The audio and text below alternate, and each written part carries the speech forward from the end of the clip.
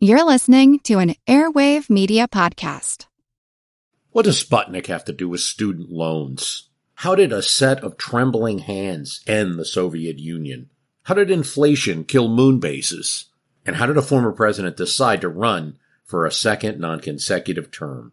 These are among the topics we deal with on the My History Can Beat Up Your Politics podcast. We tell stories of history that relate to today's news events. Give a listen. My History Can Beat Up Your Politics, wherever you get podcasts.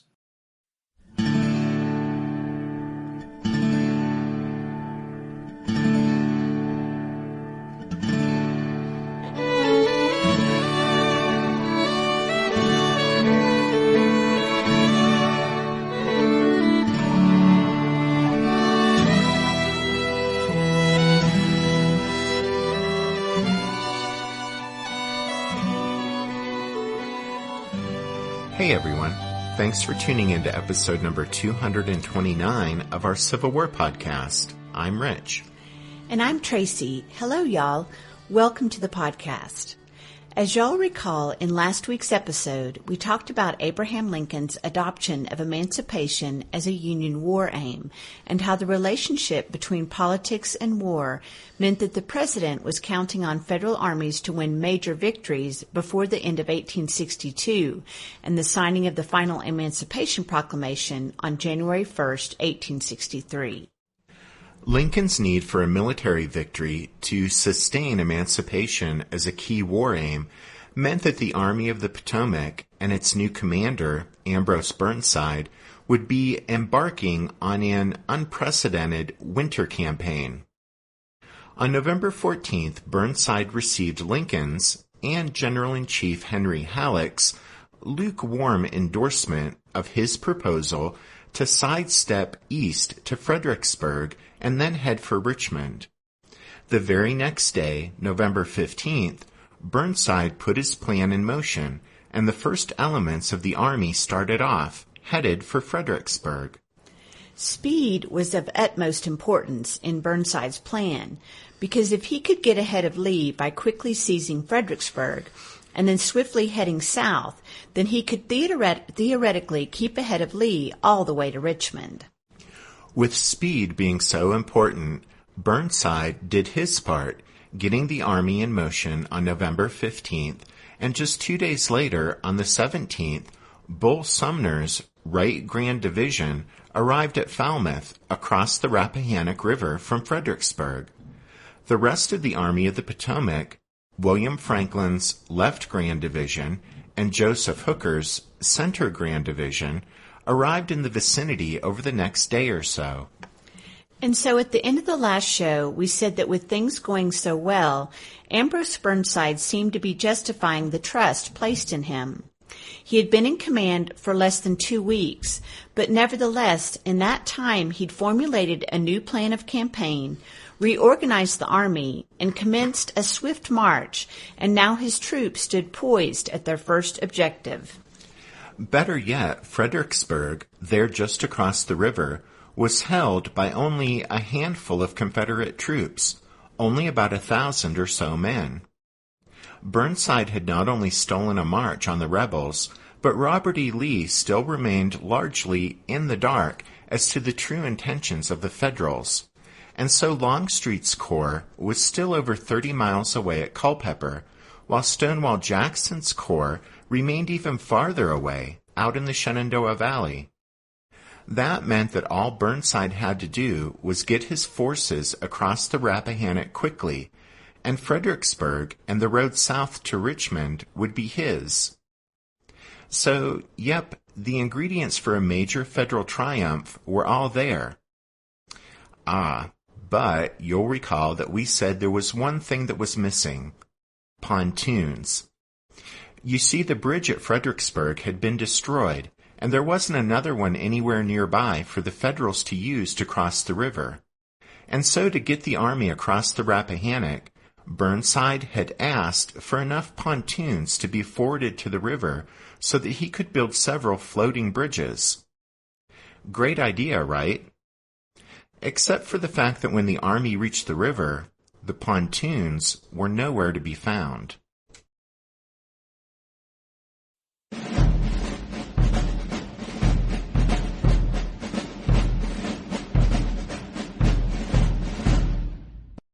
So the Army of the Potomac had arrived opposite Fredericksburg, ready for action, but the pontoons were nowhere to be seen.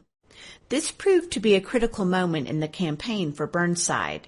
Should he wait until the pontoons arrived and cross the army in the vicinity of Fredericksburg? Or should he shift his advance elsewhere and threaten Richmond by adopting a new plan? Well, Burnside chose to wait, and this delay would doom the campaign as he'd imagined it. On November 17th, 2 days after the Army of the Potomac had started its march to Fredericksburg, Robert E. Lee informed Confederate President Jefferson Davis, quote, "There is a general movement of the enemy," end quote. But Lee was not yet certain of the Yankees' destination. The rebel commander thought Burnside might be headed to Fredericksburg, but he knew the Federals hadn't taken steps to establish a new line of supply that would let them operate from Fredericksburg. So Lee, at first, discounted the idea that Burnside was moving the Army of the Potomac there.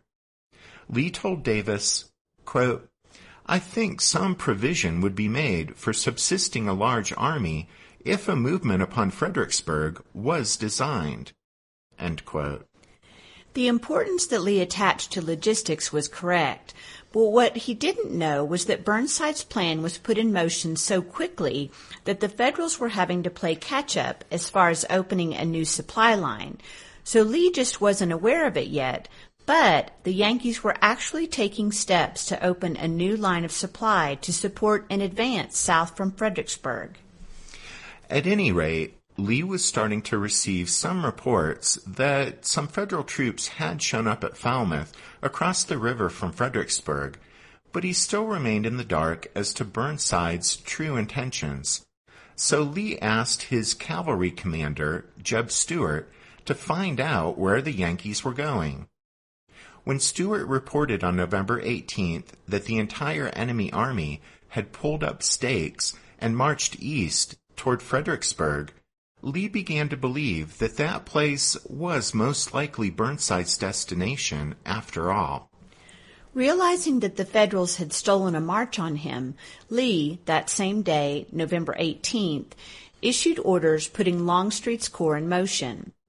Lafayette-McLaws' division would move directly to Fredericksburg, but Lee had little hope of holding the city now that Burnside had got the jump on him.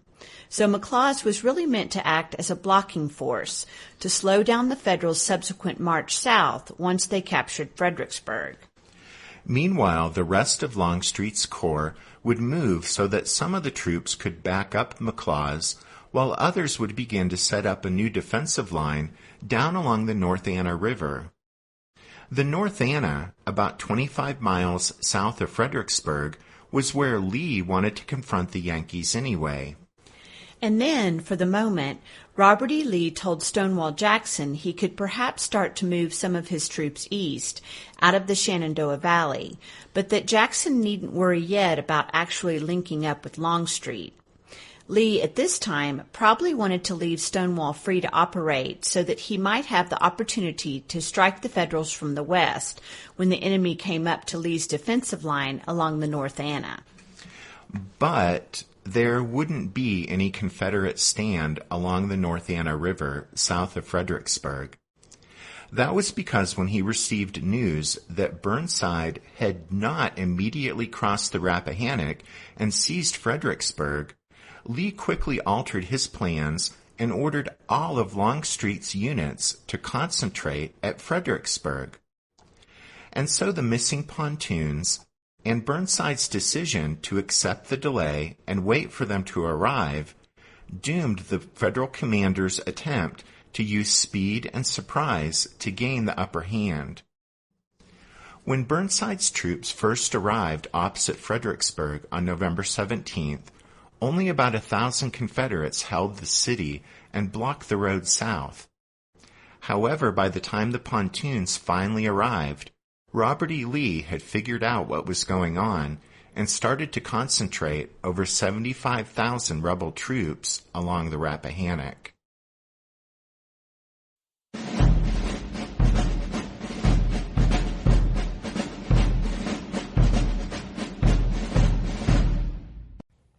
What's something you learned in history class that you feel wasn't the whole truth? Better yet, what's something you didn't learn at all that was omitted completely? That's what I'd like to call redacted history. I believe that all history, no matter how good or bad, needs to be told. There are wars, massacres, battles, and entire historical events that are just not in our school's history books. Have you ever heard of Mary Bowser? I didn't think so. My name is Andre White, the host of the Redacted History Podcast, the place where history's forgotten events, heroes, and villains get their story told, one episode at a time. So come huddle around the campfire with me and get ready to hear the stories that you were robbed of. And get comfortable. We're going to be here a while. The Redacted History Podcast. Real history never dies. Stream the Redacted History Podcast on Apple Podcasts, Spotify, or wherever else you get your podcasts. Did archaeologists discover Noah's Ark? Is the rapture coming as soon as the Euphrates River dries up? Does the Bible condemn abortion? Don't you wish you had a trustworthy academic resource to help make sense of all of this? Well, I'm Dan Beecher, and he's award-winning Bible scholar and TikTok sensation Dr. Dan McClellan, and we want to invite you to the Data Over Dogma podcast, where our mission is to increase public access to the academic study of the Bible and religion, and also to combat the spread of misinformation about the same. But, in a fun way. Every week we tackle fascinating topics. We go back to source materials in their original languages. And we interview top scholars in the field. So whether you're a devout believer, or you're just interested in a clear-eyed, deeply informed look at one of the most influential books of all time, we think you're going to love the Data Over Dogma podcast. Wherever you subscribe to awesome shows. When the Federals arrived opposite Fredericksburg and Burnside learned that the pontoons would be delayed, two of his generals nevertheless urged him to strike immediately. Bull Sumner, who had learned of a ford not far upstream from Falmouth, asked permission to cross the Rappahannock at once and seize lightly defended Fredericksburg. But the weather was threatening and the rivers were already high from recent rains, and Burnside feared the possibility of having a portion of his army isolated across the Rappahannock, so he ordered Sumner to stay put. Then, on November 19th, Fighting Joe Hooker proposed his own scheme, offering to cross the Rappahannock at a different ford even farther upstream, after which he would strike out and turn Lee's left. Burnside pointed out that such a move would mean Hooker would be separated from the rest of the army by 35 miles, and not just the Rappahannock River, but also the Rapidan. Besides, it was still raining, and the same concerns that had led Burnside to veto Sumner's proposal also led him to turn down Hooker. Burnside, sensibly, didn't want to risk having a portion of his army cut off and isolated in enemy territory. But Hooker, ever on the lookout to engage in some shameless self-promotion, decided that he wouldn't make the proposal to Burnside alone. In an act of stunning insubordination, he sent a letter directly to Secretary of War Edwin Stanton, explaining his idea and not so subtly criticizing Burnside for his caution. Hooker even presumed to sign the letter to a cabinet member he had only met once as your friend. Well, Stanton wisely never replied to Hooker's letter. Anyhow, Burnside wouldn't have had to worry about any of that, about crossing at fords and high water and scheming subordinates, if only the pontoons had arrived on time. So what had happened to the pontoons?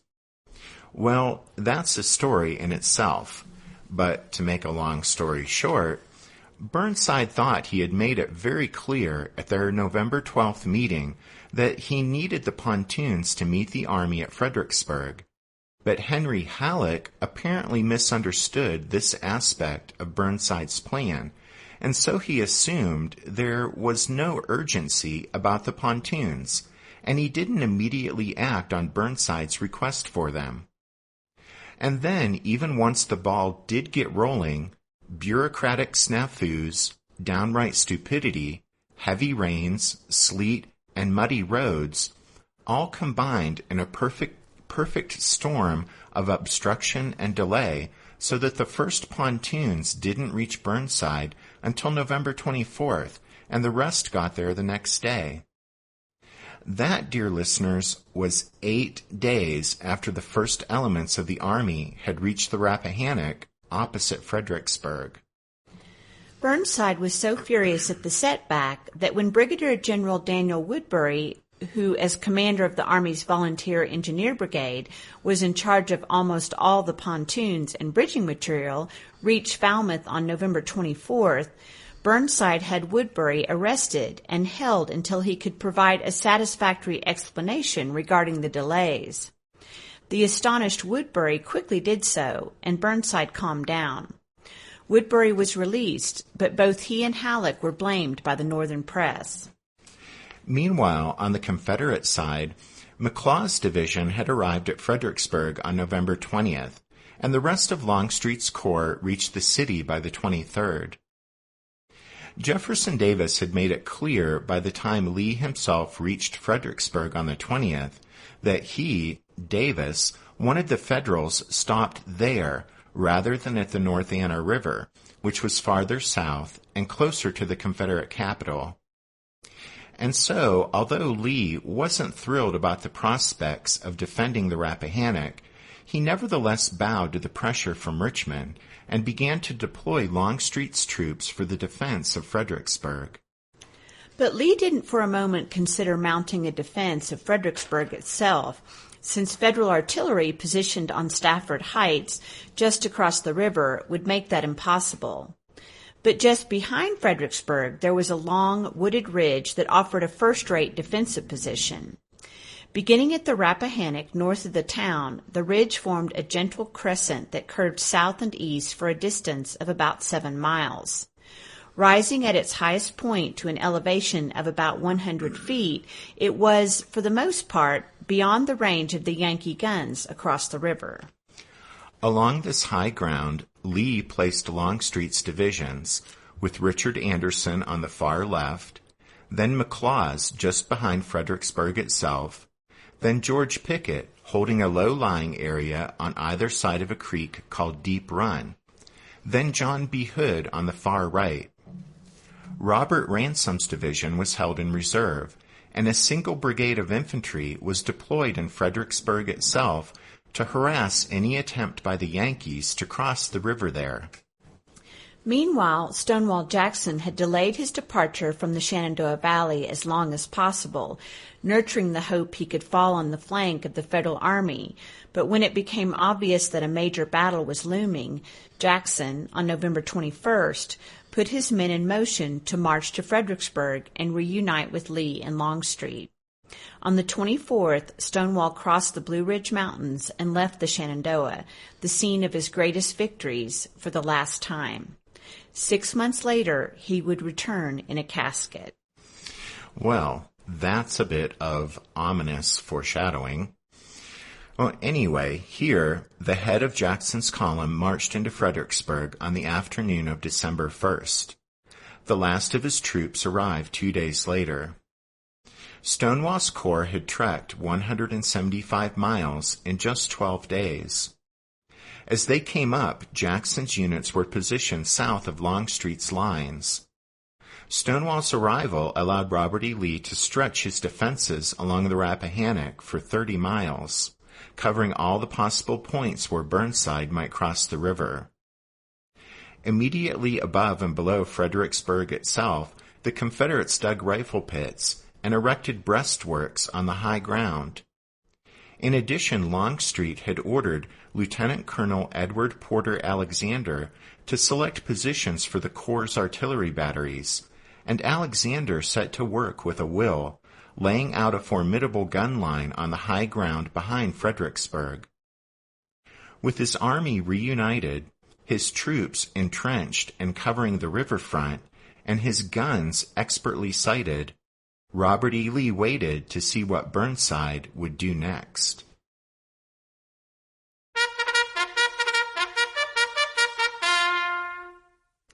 That means it's time for this episode's book recommendation. And our recommendation this time is Voices of the Civil War, Fredericksburg, by the editors of Time Life Books. Yep, as you guys know, when we cover major battles, we try to include a lot of first-person accounts from soldiers and even civilians. And time and again, we'll get the question, hey, where do you get those quotes?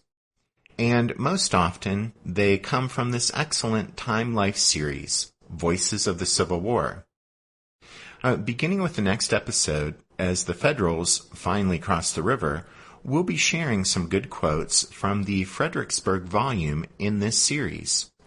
Don't forget you can find all of our book recommendations at the podcast website, which is www.civilwarpodcast.org. So yes, we also noticed this was a pretty short episode, but this has been a bit of a crazy week here, and we thought you guys would like to have a short episode rather than no episode at all. Rich got a new job. Yes, I have a new job, which you all don't need to worry about, except it made things a bit crazy this past week. Oh, and also I won't be on call weekends anymore. So in the past, sometimes that interfered with our recording of the podcast, but we won't have to worry about that anymore. Yay! Yay! Yeah, being on call weekends was kind of a drag. Anyway, as we wrap things up for this show, we want to thank the newest members of the Strawfoot Brigade, Andy and Phil. And a big thank you to Ron L. for his donation to the podcast. And then just a reminder that the music you hear at the beginning and end of every episode is from the song Midnight on the Water, and we use it with the kind permission of Spiritwood Music. Thanks for listening to this episode of The Civil War, 1861 to 1865, a history podcast. Rich and I do hope you'll join us again next time when we promise we'll finally get the Federals across the river. But until then, take care. Thanks, everyone. Bye.